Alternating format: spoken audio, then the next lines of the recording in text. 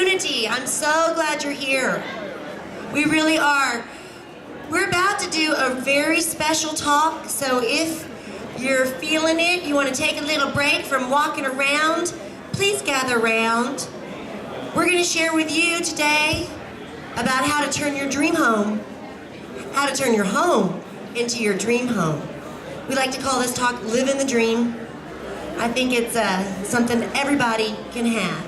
This is my lovely partner, Bex Hale of Season 7 Design Star. This is my best buddy, partner in design crime, Abby Vosick of Season 8 Design Star. Hey guys, we're so happy to be here. Woo! All right, I'm gonna give y'all just another 30 seconds because I'm not very patient, but I want you to hear everything. So gather round, gather round. Are you a train? Creatures of habit. It's why I'm her right-hand gal. Exactly. Left-hand gal feels weird.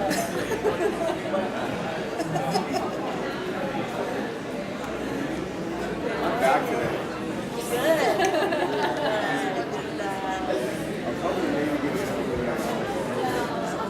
Great. Hot dog. Man, love that girl. Love that girl. Awesome.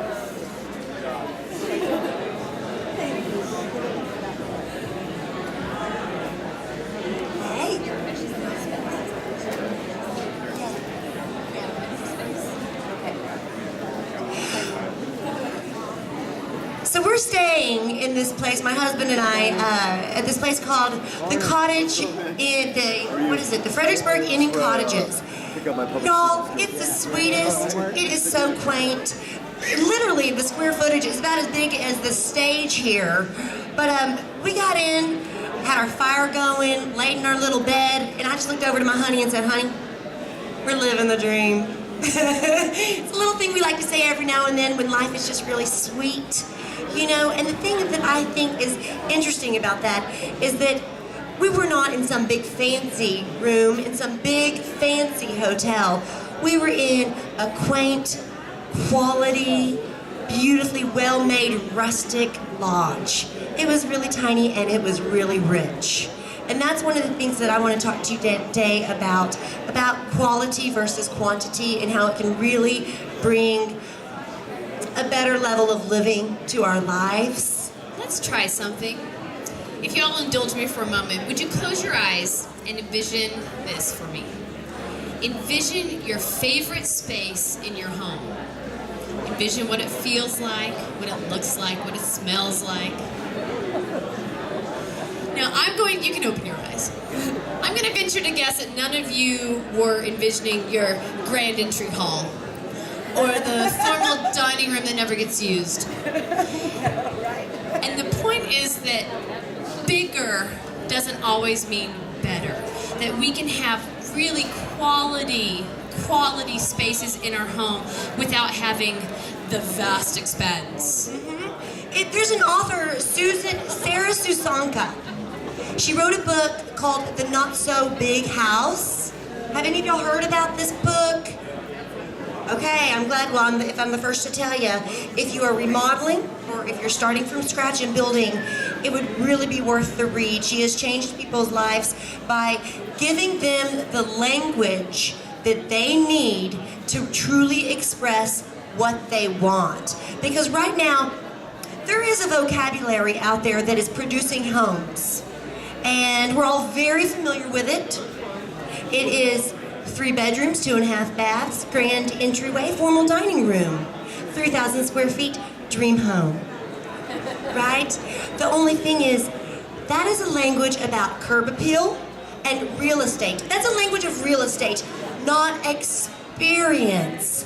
And all too often, we walk into these homes and we're called out of dire need because people have created these beautiful suburban castles that they just can't seem to find a place to settle in that feels like home. It's the emotional connection to those spaces that make us feel cozy and happy and safe. It's not necessarily that they're the most beautiful areas of the home. It might be where we rocked our babies. It might be where we read a book at the end of the day.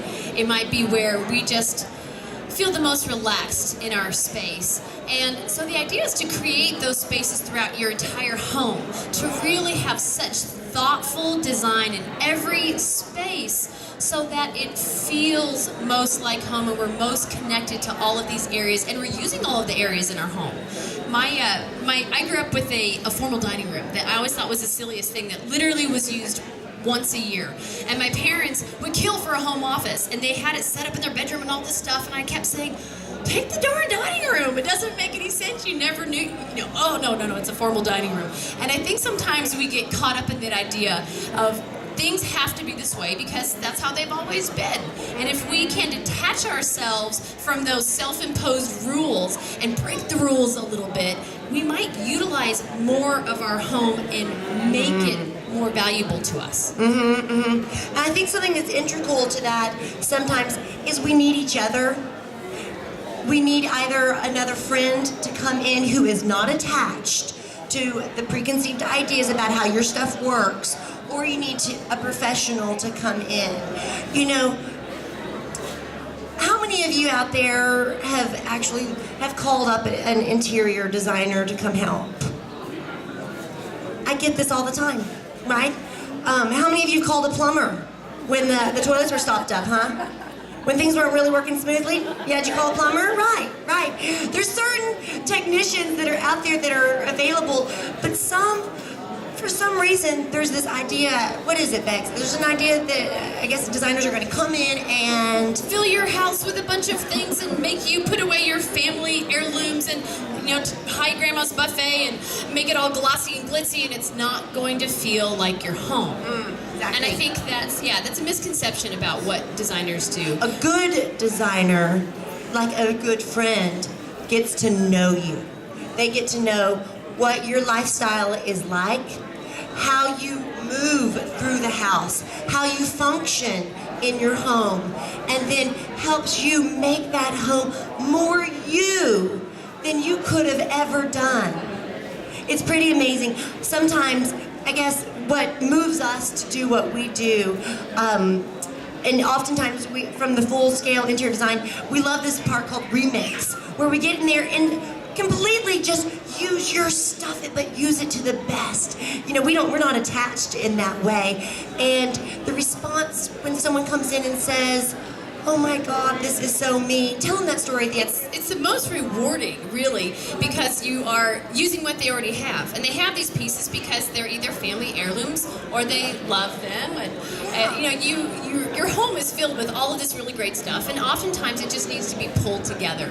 And so that is one of our favorite things to do, is come in and just kind of turn it upside down. We actually recently, we were at Dallas Market. We stayed with Abby's uncle and his wife, and they were out of town, but they have recently moved. They had a big, beautiful house in the country, and they moved to this little condo in downtown Dallas. They have all this beautiful French country furniture crammed in this little tiny condo, and you kind of walk around like this, and oh man, we were all packed up and ready to go home, and we looked at each other, and I said, man, I just want to put that over there and that over there, and if we took that piece out, move that over there. And so we did it. And 5 hours later, we're like, oh, look, made it just work. Made that French country in downtown Dallas condo make a little bit more sense. With everything that they already owned. Now, we were sweating it until they got home. We were waiting on the call. I was a little nervous. Could have gone one of two ways. Thanks for letting us stay at your house and turn it upside down. But they were so grateful. They were so grateful. Yeah. They said they'd been moving that furniture around 10 different ways and just kind of, they had for 20 years lived with it arranged in a certain way. And they were trying to do that same thing in that same home. So it's just getting that second eye. Becky just moved out to the HillCountry recently, which I'm so excited. She's my best friend. And so she did, and she's a very talented designer. But I still get stuck. I'm emotionally attached to my things too. Yeah. So then we're working on it, and she tells me she's having a really hard time, and she's a real big Facebooker, so she's putting it up here. I'm struggling with this. And then a good friend of ours, who's always had a real knack for accessorizing, she's just really a dream. She said, well, girls, it's time for a pudding party. Have you ever heard of a pudding party? No, I hadn't either. No, she's like, no, me either. That was my reaction. Tell them what a pudding party is. Well, it's where they come over and you just get to pudding. You put things up and you put them here, you put them there, and see what feels good, and you hang your pictures, and there's just a whole crew that does it. There may be a cocktail involved or not. Right, it's the fun of it all. And there's something we love to teach in a whole other class about the power of collaboration and what it does to your brain when you get out of that fearful spot and out of that, I'm trying so hard place. Have you ever painted a paint swatch on the wall and stared at it for a while? And yeah. Do you have some on your wall right now?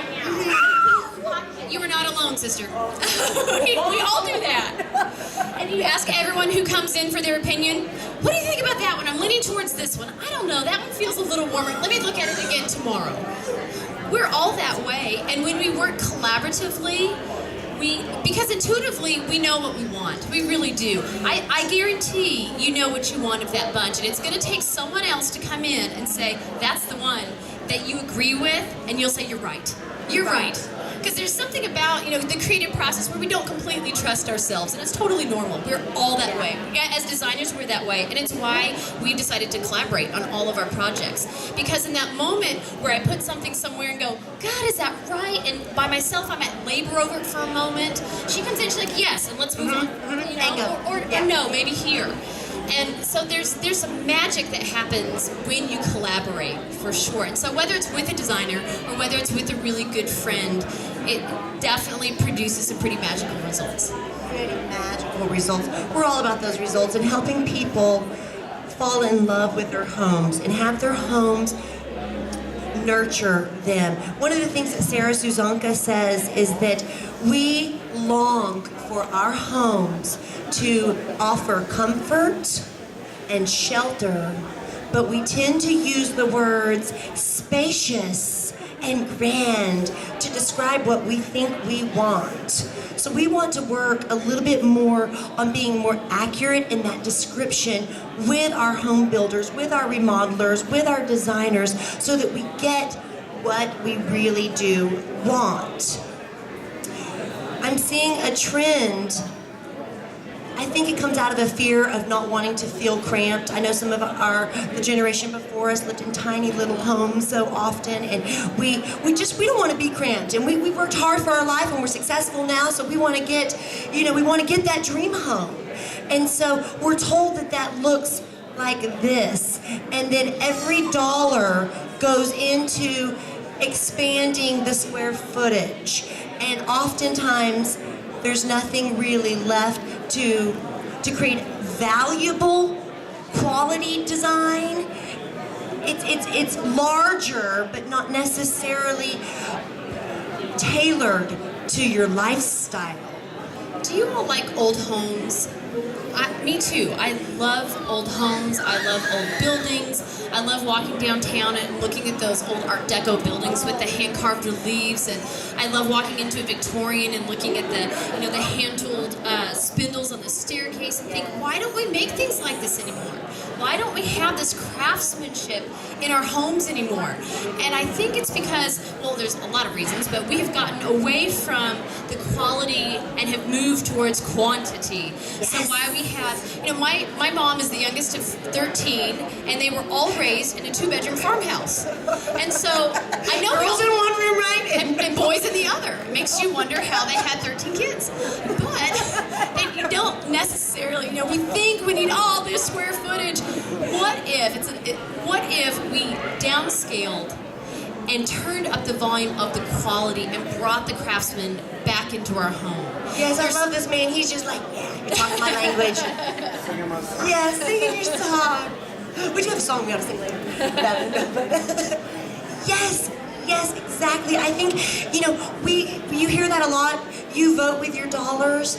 And I think if we are suited up with the right language, we can express what we really want, and then we can by that type of structure. We can communicate with our builder because they're just doing, I guess, what they think we all want. We say we want grand, they give us a grand, and then we wind up having these vacuous homes. We went to a party the other day, and there's cars parked everywhere. We're thinking, this place is hopping, you know, big swanky house. I'm so excited to see what they've done. And we walk through the front door, and there's nobody in there. Where is everyone? No one's in the entryway. No one was. They have this gorgeous, you know, big dining room. It looked like an art gallery, you know, and nobody's in there either. And we hear people, so we follow the sound. Everyone is in the kitchen. Huddled together like this. You know, All standing in the everybody's in kitchen. there. Everybody's in there, right? But that's where we want to be. That's what always happens, isn't it? When you have people Right. over, everyone always gathers in the kitchen. Because we want to feel comfort. We know, it's almost like in our DNA, we have an understanding of the essence of home. And that is huddled in together in spaces that are more proportionally designed to our human form. So, you know, you hear oversized. Let me get you an oversized couch. And we think that sounds good, but when you sit in it and you can't put your feet actually on the ground, it's not that comfortable, is it? You know, so, can I tell them what my favorite? Okay, I have one of my favorite quotes by Albert Einstein is that the things that can be counted don't always count, and the things that count can't always be counted. So, rather than Let's really shoot for mindful design, mindful building, meaningful spatial planning. yeah, so maybe rather than just asking for tallness and bigness, Let's ask for goodness. let's do that. And if you guys need any help throughout the rest of the day, we're back there. Our service today, being here, is to just help. If you've got any particular little something that's bugging you and you can express that to us, we'll try If you and have pictures of all those swatches on your wall, bring them to us. We are in this industry because it's what we love, and we love it brings value to what we do. Because I mean, at one point we thought we were gonna change the world, and then I know we get down on ourselves. I'm like, Abby, we just make things pretty. but then I say no, we're helping. And we get to have experiences then, like we did a couple of weeks ago with this really wonderful family. They were in the military, and they had moved around forever. And the wife came to me and she said, we've never worked with an interior designer before. It never seemed like a worthy place to put our money because we move every few months, every 6 to 12 months, they said typically. The longest that they had ever lived since they had their children and their kids were about 12 was 18 months. So can you imagine moving? She said, I don't even unpack anymore. I don't even unpack the boxes, and they feel like they're living in, you're not really living if you don't have your family pictures out and all the things that make you feel homey. And so they gave us the keys over the weekend. It was really fun. And using everything that they had, I think we brought in 2 plants and a coffee table. Right. Other than that, it was everything they owned. We put that place together. And they walked in and they cried. I'll let y'all sit at my house. Here we go. We gotta take her. I live right here. Thank you. That's the kind of trust I think that allows the magical process to happen when people say, okay, I think you're onto something when I think we let everybody do what they do best in our lives and kind of relinquish some of that control, which I've heard from a lot of people. They go, I just wouldn't hire a designer because I don't want them coming in and telling me and changing everything and but then I know that they're really not completely happy with how it's working out. So I think if we trust each other and we communicate more clearly so that we can trust that they really know what we're saying and we're talking each other's language, we can make some beautiful things happen. We can make some beautiful things happen. So you come over to our booth and I'll give you my number. Okay. Thank you. Thank you for letting us speak today. Yeah, we'll talk to you later.